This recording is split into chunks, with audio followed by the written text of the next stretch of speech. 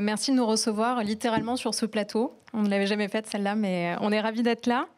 Nadim, es-tu avec nous? Ah, tu as toujours un problème d'écouteur. On ne t'entend pas. Alors, ne bougez pas. C'est parfait. Est-ce que c'est mieux? C'est bon. Parfait. Alors pour Ouais, commencer... vous m'entendez? Oui, on t'entend, Nadim. Très bien. Pour commencer cette présentation, on a une question à vous poser. D'après vous, quel est le premier obstacle pour une entreprise qui souhaite faire sa transition écologique? Dans la salle ou en visio? Je regarde la caméra. Personne? Oui. Oui. Tout à fait. La première réponse est la bonne, c'est financier pour plus de 50% des entreprises que nous avons interrogées dans le cadre de notre projet. Le financement public, notamment public, est un obstacle à la transition écologique des entreprises, car actuellement, le financement est très complexe, technique et dispersé. Alors nous sommes Nadim et Marie et nous faisons partie de la petite équipe qui a imaginé et conçu la solution Mission Transition Écologique, qui est une plateforme qui a pour objectif de faciliter l'accès pour les entreprises au financement public en rassemblant au même endroit l'ensemble de l'offre des aides d'État pour les entreprises pour la transition écologique. Alors je ne sais pas si on a accès aux slides. Pour vous présenter l'équipe et pour remettre le projet dans son contexte, c'est un projet qui est coporté par deux ministères, à la fois le ministère de la Transition écologique et le ministère de l'Économie, des Finances et de la Relance. Et donc nous, le projet, l'équipe projet, est missionné par le Commissariat général au développement durable. On a une équipe de 4 personnes avec un directeur de projet, Grégory Grelet, 2 entrepreneurs d'intérêt général, donc Nadim qui est avec nous ce soir, designer, et Cédric Merwani qui est développeur, et moi-même qui suis également designer.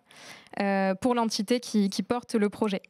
Alors, on va vous présenter le projet et la démarche, mais avec ce prisme sur les leviers que représentent le design et la data quand on construit un service public tel que Mission Transition écologique. Slide suivante, c'est Nadim, je te laisse la parole. Voilà, super, merci. Un des premiers points et le point de départ à notre projet, ça a été la commande publique. En effet, on a eu pour l'historique, l'idée initiale du projet France Transition écologique a été décidée pendant un conseil de défense écologique en mai 2019 et a fait l'objet d'une lettre de mission à l'intention du commissaire général du développement durable, Thomas Le Sueur. Et cette lettre de mission avait été signée par un certain nombre de ministres, ce qui a fait que le sujet a été déclaré comme un sujet prioritaire du CGDD sur l'année 2020-2021. Et la lettre de mission était assez spécifique puisqu'elle demandait la création d'un guichet unique des aides pour différentes cibles, la cible des entreprises, des collectivités et des citoyens, avec un certain nombre de fonctionnalités qui étaient listées. Donc on avait une commande assez précise.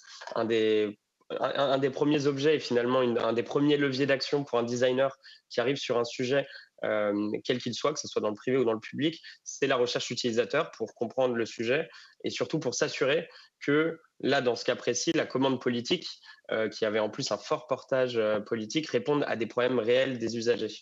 Et un de nos enjeux, c'était notamment sortir aussi de la manière de faire un peu top-down de la commande publique, où la commande publique dicte la mission et l'équipe, que ce soit en prestation ou en interne, est chargée de la réaliser de bout en bout sans jamais questionner l'objet même de cette mission.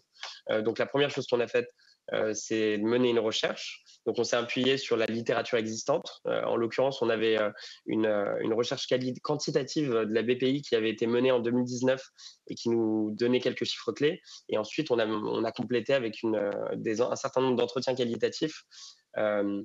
Donc les deux enjeux, c'est s'assurer que cette commande politique réponde à des problèmes réels et aussi que la recherche utilisateur puisse, si la commande politique n'est pas adaptée, nous permettre de la réorienter vers un vrai besoin et une solution qui soit utile.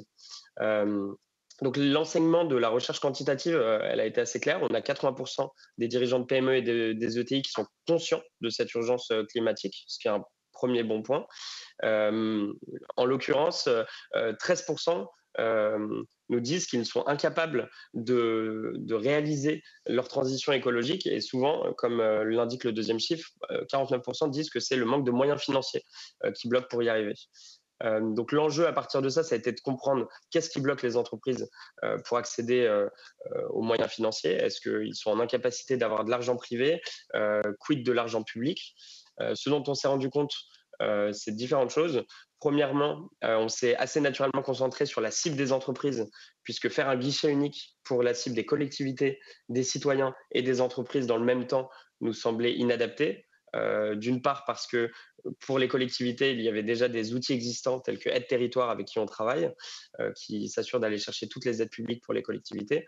Et pour les citoyens, ce qui nous a fait dire que ce n'était pas le moment le plus adapté, c'est parce qu'il y a un certain nombre de dispositifs liés à la transition écologique des citoyens qui sont en train d'être mis en œuvre, notamment sur la rénovation énergétique. Donc il y avait un certain nombre d'objets et de projets qui étaient en train d'être lancés. Donc on s'est naturellement dirigé vers les entreprises. La recherche qualitative nous a appris que les entreprises avaient une forme de défiance vis-à-vis des aides publiques. Donc ça a été un des premiers points qu'il a fallu intégrer au projet. Comment lever cette défiance des entreprises vis-à-vis des aides publiques et à quoi qu'est-ce qui crée cette défiance? Et c'est souvent la complexité du dossier et le fait qu'une entreprise ait peur, en complétant ce dossier qui est assez complexe et assez technique sur la transition écologique, de faire des erreurs et donc de subir potentiellement jusqu'à un redressement fiscal. Le deuxième point que nous a appris la recherche qualitative, c'est que la valeur ajoutée du projet, ce n'était pas uniquement le format guichet unique. En fait, ce n'est pas parce qu'on met toutes les aides sur une étagère que les entreprises vont aller chercher ces aides, les utiliser, les demander. On a repéré tout un tas d'obstacles sur ce chemin, notamment du fait que c'est difficile de savoir qui propose ces aides publiques. Donc la porte d'entrée est difficile à trouver. Deuxièmement, une fois qu'on a trouvé une aide publique, on n'est pas en capacité de la comparer à d'autres aides qui sont portées par d'autres opérateurs. Et troisièmement, le dossier en lui-même est complexe et différent selon les aides publiques. Donc il y avait tout un tas de leviers à essayer de lever. Le dernier point, c'est aussi que l'entreprise aujourd'hui n'est actuellement pas forcément accompagnée de bout en bout pour définir son projet écologique et donc se retrouve perdue face à l'amas d'informations sur la transition écologique. Cette recherche, elle a été utile parce qu'elle nous a quand même permis de nous dire que le guichet unique était utile. Donc c'est pour ça qu'on s'est dirigé vers ce portail qui est Mission Transition écologique, parce qu'on s'est dit le guichet unique, c'est une étape nécessaire, parce que ça permet aux entreprises de trouver cette porte d'entrée et de leur en proposer qu'une seule, une porte d'entrée vers toutes les aides. Deuxièmement, ça permet de comparer ces dispositifs, puisqu'ils sont tous au même endroit, on peut faire un outil pour les comparer. Et troisièmement, ça permet aussi de favoriser la collaboration entre les financeurs publics, que sont les régions, que sont l'ADEME, que sont la BPI, que sont les acteurs aussi des aides européennes. Et ça permet de créer des nouveaux outils. Par exemple, aider une entreprise à savoir si elle est prééligible à un dispositif, ce qui est aujourd'hui une des plus grosses complexités. Oui, et le plus gros besoin des entreprises. Merci Nadim. Alors notre enjeu du design, premièrement, pour cadrer la vision produit de ces plateformes publiques dans la durée, et le second pour répondre au double enjeu de simplification du service public, que ce soit pour les usagers, donc nous en l'occurrence les entreprises, mais également l'administration. Alors pour les usagers, comment est-ce qu'on y répond à travers Mission Transition écologique, en permettant de simplifier l'accès au financement public de la transition écologique et en offrant un point d'accès unique aux aides publiques écologiques grâce à un moteur de recherche, alors qui vient piocher dans une base de données qui a été consolidée grâce à la start-up d'État Aide Territoire, une base de données de plus de 400 dispositifs d'aide, parmi lesquels on retrouve donc des dispositifs nationaux, régionaux, donc avec les dispositifs de la BPI, de l'ADEME, des régions et d'agences spécialisées comme les agences de l'eau par exemple. Et pour l'administration, on permet de montrer donc cet engagement de transparence, de vulgarisation de l'État sur ce sujet des aides publiques. Comme le disait Nadim, il y a effectivement cette défiance des entreprises par rapport aux aides publiques. Donc ça permet à l'administration d'être plus transparent et de mieux vulgariser son propos. Le design permet également d'identifier, donc à travers la recherche utilisateur et les tests, les manques de l'offre par rapport au financement public, ce qui nous permet de remonter au niveau du politique, par exemple au cabinet ministre, ces enseignements pour pouvoir, on l'espère, prendre des actions. Donc là, on a vraiment la donnée comme levier pour accélérer les politiques publiques. Et le dernier point qui consiste à favoriser la collaboration entre acteurs du service public grâce à une plateforme qui sert de point d'entrée pour la discussion entre ces différents acteurs. Donc Nadim en a parlé juste avant, et qui permet d'avoir un outil pour apprendre quant à l'utilisation que font les entreprises de cette offre globale. Donc là, on est vraiment sur la donnée collectée qui permet de piloter le financement écologique. Alors, je veux bien la slide suivante, merci. L'autre étape, c'est le design pour co-construire des fonctionnalités de services publics numériques pour les usagers finaux et pour les usagers finaux. Pour la méthode, je ne vais pas revenir dessus, on en a déjà parlé précédemment, mais on a une méthode centrée utilisateur et pilotée par l'impact. Donc, on est vraiment parti de cette recherche utilisateur qui nous a permis d'en tirer des enseignements, de construire une preuve de concept, donc ce premier POC qu'on a pu tester, à partir duquel on a construit le MVP, donc cette première brique de solution qui avait le plus de valeur pour les utilisateurs, à partir de laquelle on a pu à nouveau tester, itérer, et là on est vraiment dans une phase d'amélioration continue, donc le site est encore en version bêta pour le moment. Et on rentre dans cette phase d'ajout de fonctionnalités afin de mesurer l'impact sur le site et notamment permettre donc aux utilisateurs de noter par exemple la compréhension qu'ils vont avoir d'un dispositif d'aide par rapport à un autre. Alors, la solution, vous l'avez à l'écran, Mission Transition Écologique, qui est le moteur de recherche des aides publiques écologiques pour les entreprises et qui réunit en un seul point d'entrée les financements donc, de la BPI, de l'ADEME, des régions et même des aides européennes spécifiques, et le tout avec la possibilité d'être rappelé par un conseiller CCI de votre région si jamais la recherche ne suffit pas. N'hésitez pas à aller le consulter, vous pouvez aller sur internet et taper missiontransitionécologique.beta.gouv et vous tomberez sur la plateforme. On a voulu un parcours très simple qui permet aux entreprises d'accéder le plus rapidement possible à ce moteur de recherche, à partir duquel elles peuvent chercher des dispositifs de financement en recherchant une thématique en fonction de leurs besoins de terrain, c'est-à-dire on ne va pas rechercher par économie circulaire par exemple, qui est souvent relativement vague pour une entreprise, mais plutôt je veux mieux gérer mes déchets, faire baisser ma facture de consommation d'énergie ou changer la mobilité de mes salariés. Voilà, donc ça, pour la solution, on va rajouter une page de sensibilisation à la fois à la transition écologique. Qu'est-ce que c'est? Comment est-ce que je fais ça pour mon entreprise? Et également pour mieux comprendre les financements publics. Et donc la valeur ajoutée très rapidement pour 3 personnes, les entreprises, les aider à répondre à la question est-ce qu'il existe un financement pour mon projet? Et là, actuellement, sur les 80 entreprises qui ont testé la plateforme, on est à 7,5 sur 10 d'utilité, ce qui est un bon score. Le second, pour tous les financeurs, on met en valeur leur dispositif au niveau national. Et pour l'administration, qui, du coup, peut créer ce service public en collaboration avec des utilisateurs et donc sortir de cette façon de faire plutôt top-down. À toi, Nadim. Juste pour compléter, est-ce qu'on m'entend toujours? Alors... Oui, super. Ok. Non, juste pour compléter sur ce que tu disais, Marie, un des gros enjeux pour nous, c'était de se dire comment on imagine la manière de rechercher une aide publique. Et pour ça, on a travaillé aussi avec le Bureau Finances Durables du ministère de la Transition écologique, qui travaillait sur la taxonomie européenne, donc toute la manière d'intituler aussi les différentes thématiques relatives à la transition écologique, que ce soit le bâtiment durable, l'économie circulaire, la mobilité durable, la gestion énergétique, ce qui nous a permis d'essayer d'identifier les thématiques principales. Et à chaque fois, avec les utilisateurs, on leur a posé la question, est-ce que chaque intitulé leur parlait? Est-ce que si on leur parle de mobilité durable, ça leur parle plus que de dire passage à un véhicule électrique ou véhicule à hydrogène? Donc ça a été tout un jeu d'itération, tout un jeu de questionnement avec des entreprises. Et à chaque fois, l'idée, c'était d'avoir un panel d'entreprises qui pouvaient être aussi bien des PME en zone rurale, dans l'agriculture, que des PME dans le service, des ETI, donc des entreprises de plus de 200 salariés jusqu'à 5000 salariés, qui puissent être un peu partout dans le territoire. Donc ça, c'est un des éléments qui nous a permis aussi d'avancer, de construire cet outil. L'enjeu sur l'innovation publique, c'est qu'aujourd'hui, on a de plus en plus d'acteurs. Les acteurs se démultiplient dans l'innovation publique et c'est une bonne chose. On en est la preuve concrète avec Marie et Cédric et tous les autres intervenants qui sont passés avant nous, intervenantes, puisqu'on vient du programme Entrepreneurs d'intérêt général.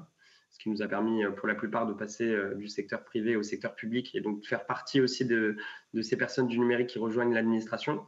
Mais il y a d'autres écosystèmes qui s'activent, notamment les startups d'État. Donc tous ces projets qui sont construits pour améliorer les services publics et les rendre plus simples, plus accessibles. Et aujourd'hui, on a beaucoup de ces startups d'État qui proposent des services aux entreprises. Donc on a repéré les startups d'État qui étaient proches de ce qu'on faisait. Aide Territoire, qui va récolter toutes les aides publiques, et Place des entreprises, qui permet de mettre en contact des conseillers en back-office et des entreprises qui se posent des questions, donc de connecter les deux pour permettre aux entreprises d'avoir des réponses à leurs questions. Donc ça a été un premier point, de repérer ces startups d'État et de collaborer très fortement avec elles. Donc aujourd'hui, on intègre le service Place des entreprises directement sur notre site. On travaille sur la même base de données qu'Aide Territoire. Donc, on évite de dédoublonner le travail. Et ça, je pense que c'est un enjeu important sur les sujets d'innovation. Le deuxième point, le deuxième acteur, c'est les acteurs du financement public. Aujourd'hui, que ce soit l'ADEME, la BPI, les régions, tout le monde innove, tout le monde propose des nouveaux services. En témoigne, dans le cadre du plan de relance, les nouveaux dispositifs qui sont proposés par l'ADEME et la BPI. La BPI a aussi lancé dernièrement un certain nombre de cohortes avec des entreprises qui veulent s'engager pour le climat. Ils sont en train de proposer des nouveaux outils. Donc l'enjeu, c'était de se dire comment on collabore, comment on travaille avec ces acteurs. Ça a été un enjeu compliqué sur cette année, puisque tout le monde est un peu concentré sur ces projets.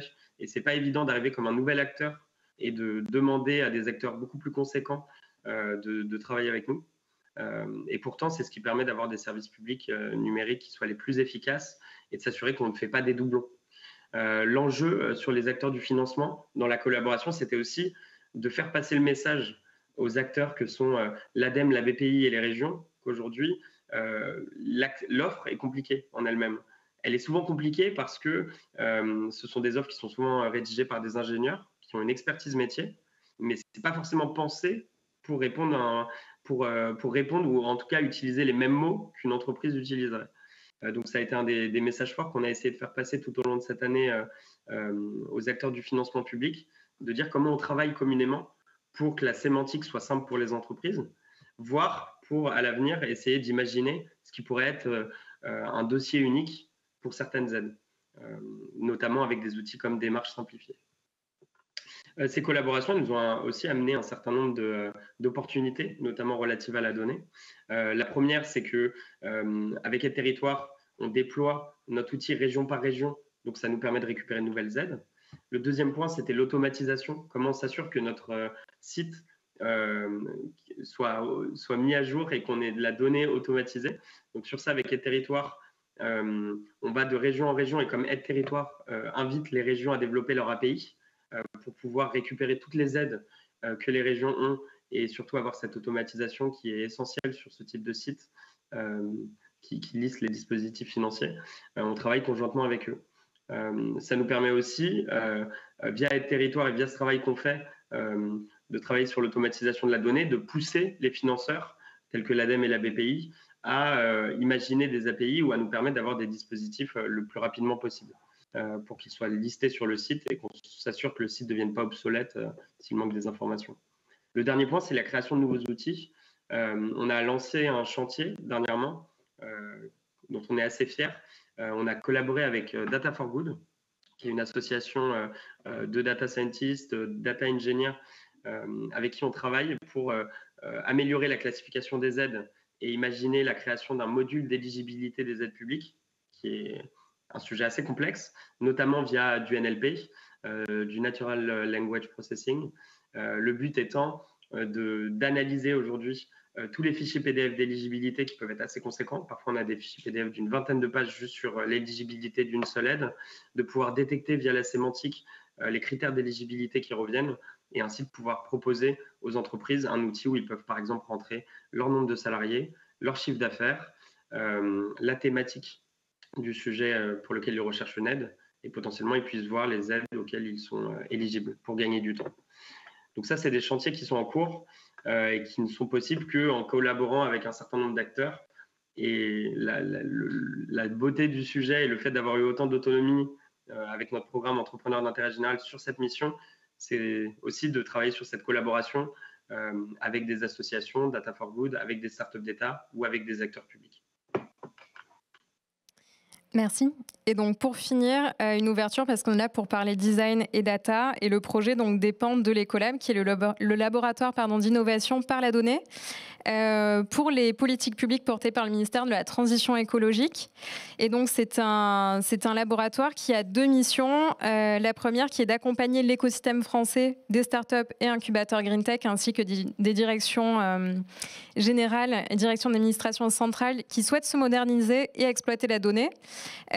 Comme accélérateur de leur politique et également une deuxième mission qui est d'aider à la mobilisation de la donnée en se positionnant soit comme coordinateur de la supervision générale de la donnée. On a écrit 2 feuilles de route, celle de la donnée et de l'intelligence artificielle du pôle ministériel, et également en aidant, facilitant l'expérimentation, que ce soit sur les territoires ou sur des sujets tels que celui dont je fais également partie, qui me tient à cœur, qui est le Green Data Forels, qui est l'espace commun de données environnementales au service de la santé, et comment est-ce que, à travers le design notamment, on a réussi à réorienter cette commande publique de départ pour faire en sorte de construire ce dispositif qui doit permettre de faciliter au mieux la mobilisation des données environnementales pour les croiser avec des données de santé, avoir une meilleure information et produire de la connaissance sur l'impact environnemental sur notre santé. C'est un vaste sujet, je pourrais en parler toute la soirée. Donc n'hésitez pas si vous avez des questions. C'est un très beau projet qui montre encore une fois que quand on allie data, design et l'aide aux administrations centrales et directions générales, on fait de très belles choses. Merci à tous.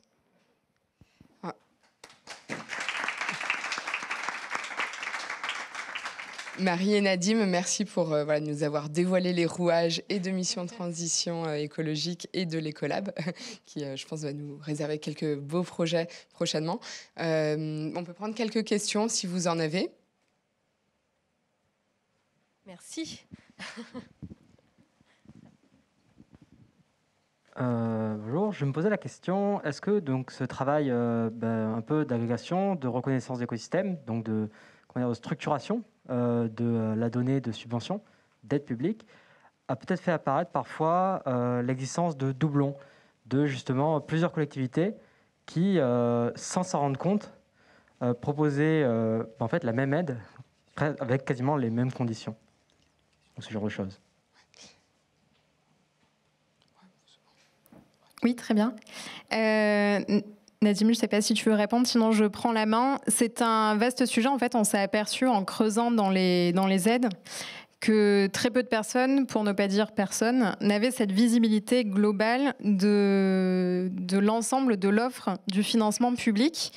Donc il y a déjà les acteurs nationaux, puis quand on va dans les acteurs régionaux, même entre eux, entre l'agence de développement, qui a un certain nombre d'aides, l'agence de l'eau pour une même région qui va avoir des aides différentes et le conseil régional qui chapeaute tout ça, on n'a pas les mêmes interlocuteurs, on n'a pas les mêmes types d'aides. Donc effectivement, sur certains aspects, certaines aides se recoupent. Donc on a eu ce travail-là d'identification globale de l'écosystème, et quand on creuse, même dans le fond de l'aide, on s'aperçoit ce qu'on disait tout à l'heure, des lacunes qu'on peut avoir, mais également des doublons. Et c'est là que le projet devient intéressant comme pilote justement de ce financement écologique. Nadim, je te laisse compléter.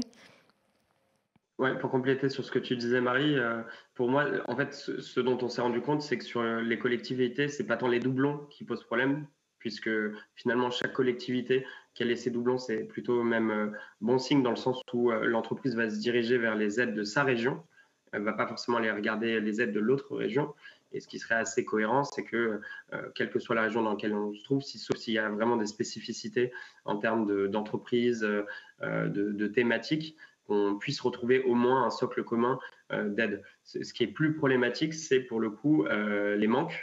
On a pu se rendre compte qu'il y a des aides qui sont, et pour dire une bonne partie des aides sont très techniques, ciblent des entreprises qui ont déjà amorcé leur transition écologique et qui sont plutôt des entreprises industrielles ou des entreprises qui ont aussi les moyens de faire des investissements assez conséquents.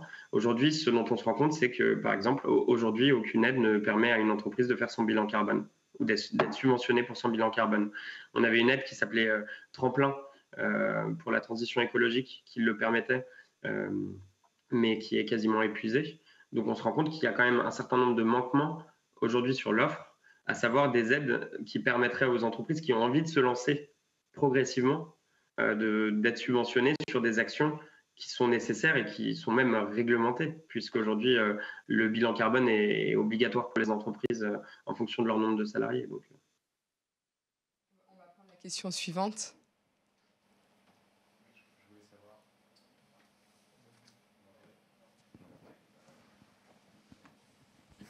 Allô, allô, allô. Ouais, voilà. C'est bon, on entend. C'est assez magique ce système.